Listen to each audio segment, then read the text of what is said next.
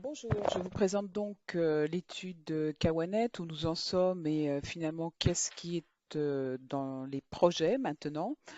Donc l'étude Kawanet est un PHRC national et qui a reçu donc une subvention aussi de la SFR. Donc, quel est le rationnel de ce projet? Vous savez que la maladie de Kawasaki est la plus fréquente des vascularites chez l'enfant de moins de 5 ans. Son traitement de référence sont les IGIV, mais aujourd'hui, 10 à 20% des enfants ne répondent pas à ce traitement et ils présentent un risque accru d'anomalies coronariennes et d'essayer d'identifier précocement les patients à risque de ne pas répondre est donc un enjeu essentiel. Un certain nombre de scores ont déjà été établis, mais essentiellement dans les populations japonaises.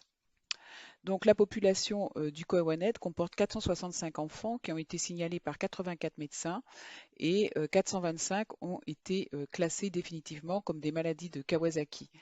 C'est une cohorte mixte qui comporte en majorité des patients d'origine caucasienne européenne. Et dans cette cohorte, 23% des patients ont nécessité un traitement de deuxième ligne. Nous avons donc évalué les critères existants, donc les critères d'Egami, de Sano et de Kobayashi dans cette cohorte.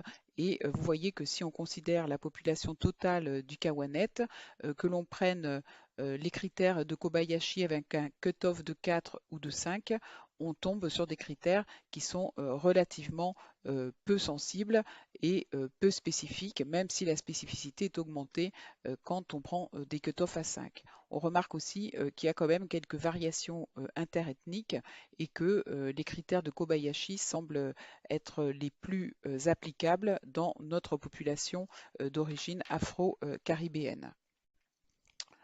Nous avons donc fait une analyse statistique avec une analyse multivariée des prédicteurs d'absence de réponse aux IGIV chez nos patients atteints de la maladie de Kawasaki et nous avons obtenu quelques variables qui étaient associées à une non-prédiction de réponse aux IGIV.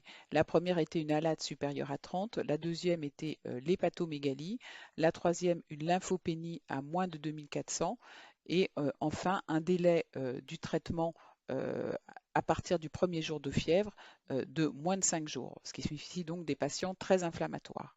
Et ce score est totalisé sur 4 avec un cut-off à 2 et une sensibilité de 77% et une spécificité de 60%. Et vous voyez ici l'allure de la courbe de Roch. Cette étude va servir de base à une nouvelle étude internationale qui s'appelle l'étude Kiwi et qui va comparer la performance des scores de Kobayashi et de Kawanet sur la prédiction de réponse aux IGIV dans la maladie de Kawasaki.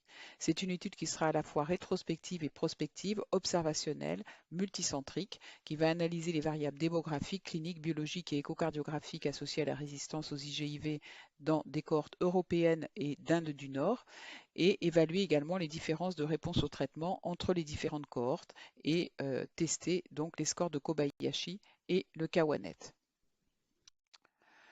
Par ailleurs, nous continuons la collecte des observations de maladie de Kawasaki via un autre système qui est une cohorte francophone, qui est la cohorte GIR.